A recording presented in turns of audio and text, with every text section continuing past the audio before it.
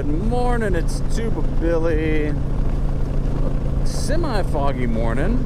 It rained last night, and I forgot to cover up my motorcycle, so she got a bath or shower and wipe it down.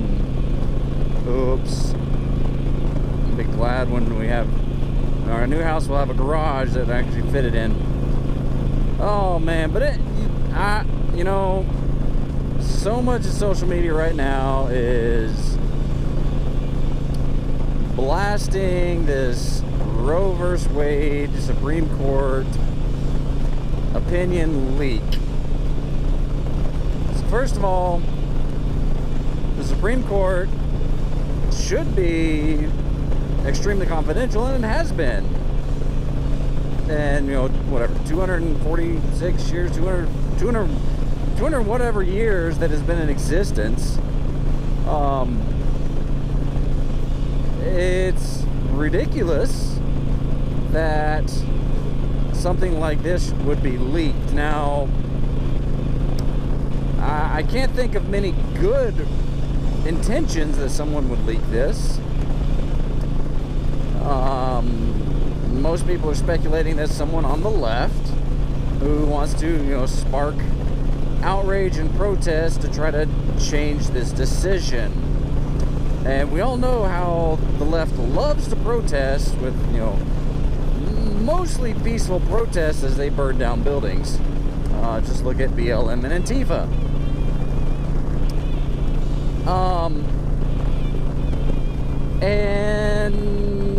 And the politicians, politicians on the left are absolutely having a meltdown, and it's great. It's enjoyable to watch. You know, as enjoyable as, you know, a dumpster fire is. The fact that they are so excited to kill babies, and before you say, oh, another baby, you know, that comes down to, you know, matter of religious belief, you know, conception, you know, life at conception, whatever. You have an egg on one hand, and you have the fertilizer, the sperm on the other. They connect, there's life. That is something new that did not exist before. Oh, it's just a clump of cells. Well, I'm just a big clump of cells. So, I mean, Kamala Harris probably has the worst cringe reactions of all. How dare they?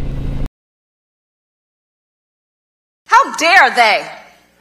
How dare they tell a woman what she can do and cannot do with her own body? How dare they?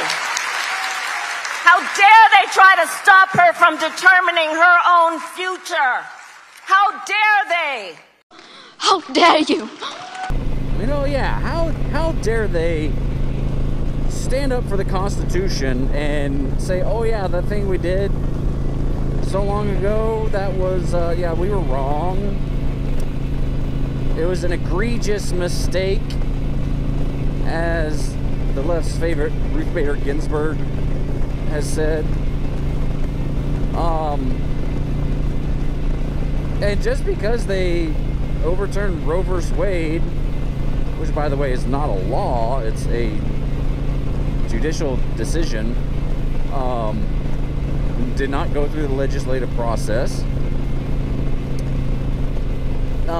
Even if they overturn it, that does not make abortion illegal. That means it's up to the states to decide, which is how the Constitution is set up. Just look at the 10th Amendment. Any, you know, any rights that are not prohibited or not given in the Constitution are left to the states to decide. And, you know, sure, rewind to pre-Roe vs. Wade. If they hadn't done anything, I'm guaranteed there'll be several states, probably a majority of states, that make abortion legal and plentiful. And there's some even now that want to push for, you know, partial birth or even after-birth abortions, which, oh, gosh, that's even more like murder, isn't it? And then, you know, the whole my body, my choice argument. Well, side note, remember when all these mask mandates and vaccine mandates were coming down, and like, oh, well, you don't have a choice, you need to get this. Well, what about my body, my choice? You know, that's kind of the argument we threw back at them, and well, they didn't like that, did they? But anyway, the my body, my choice, you know what? You make a choice to have sex with someone, unprotected sex, okay? Majority of time, I'd say like 99% of the time, it is a choice, okay? Yes, rape happens, okay? I'm not talking about rape. I'm talking about consensual adults having an active sex life, wanting to hop into bed to get to know someone before they start dating, and oh, I end up pregnant. I don't want this baby, let's get an abortion. Well, you know what? Your choice was to get in bed. It takes two. You don't, you know, since, let's see, in over 2,000 years, there hasn't been an immaculate conception that I know of. And so you made that choice. You made that choice. And when Planned Parenthood is saying this is a sacred, you know, something sacred as abortion. Sacred is a religious word. So if you want to bring religion into this, I mean, gosh, how many times in the Bible Jeremiah says, before I formed thee in the womb, I knew thee and sanctified thee. So we are known before we are even conceived. Okay? So that kind of defeats the whole, you know, life at conception. There, you know, life is before conception, technically.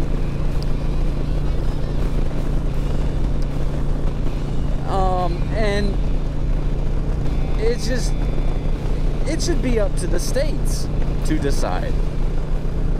I still don't agree with it. Do I think it should be completely illegal?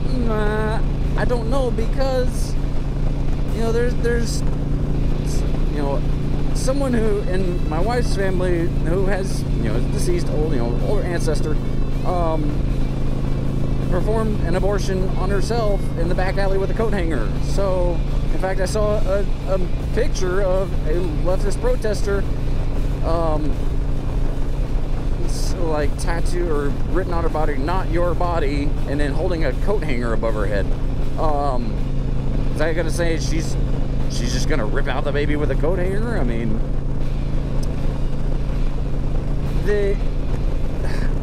it's just the emotional response from the left. The left leads with emotion. The right generally leads with logic. Say, oh, well, what does this mean? Here's what I think, here's what I believe, and here's my decision. The left is, ah!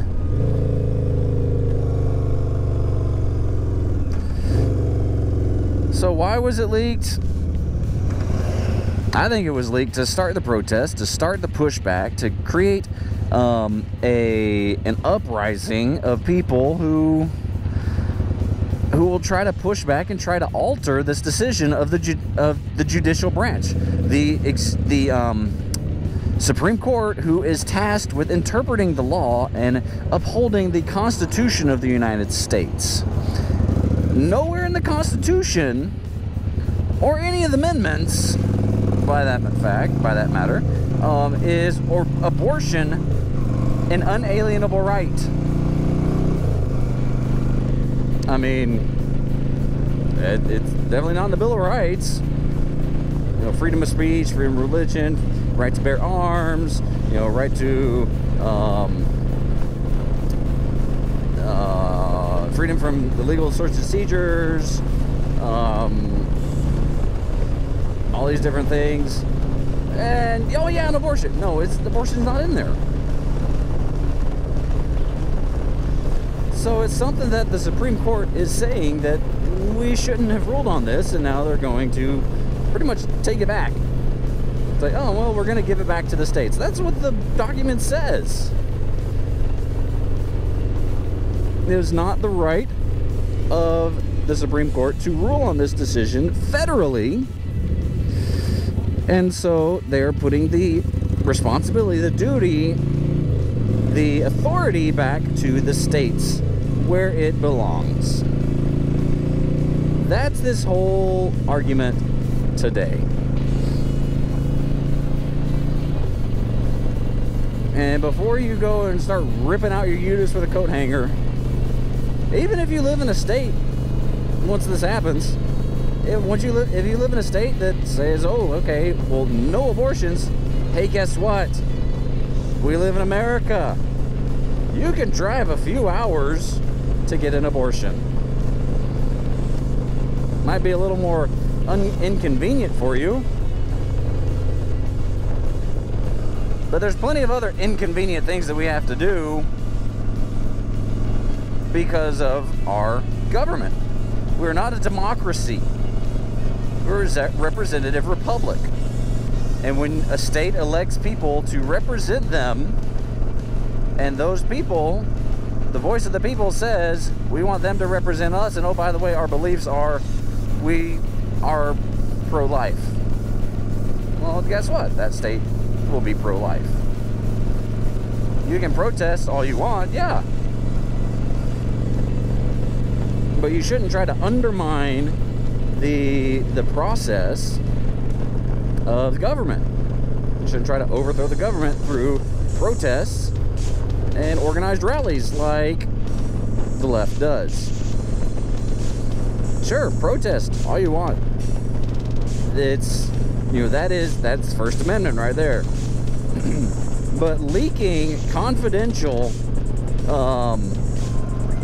documents, like was leaked with the Supreme Court, that is not protected under the First Amendment. You know, there are certain things that should not be out to the public, okay?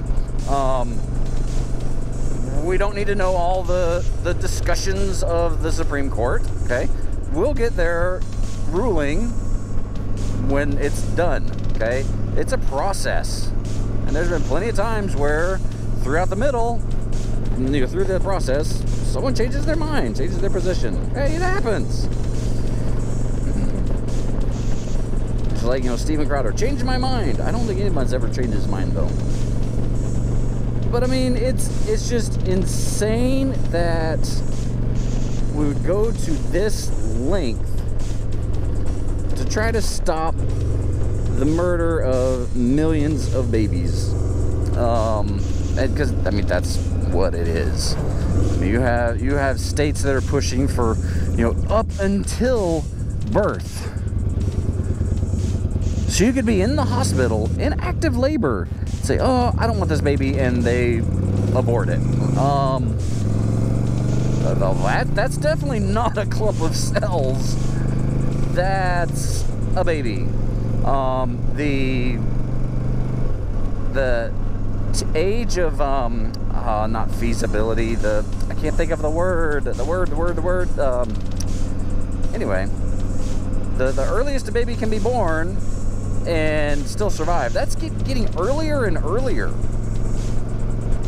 I mean, there are babies born at 20 weeks that need excessive medical intervention, but they survive. So is 20 weeks the line? Is it a line when it starts to look like a human instead of just an alien?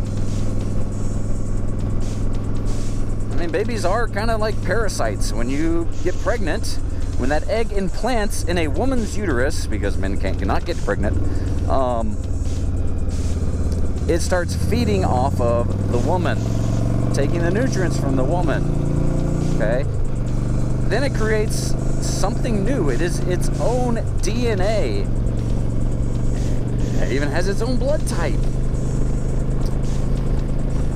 It is a new thing. This power of procreation is given to us by God and should be kept within the bounds of matrimony between a man and a woman, married, legally and lawfully wedded. I mean, it's just one more weapon in the vast arsenal that the world is using to destroy the family.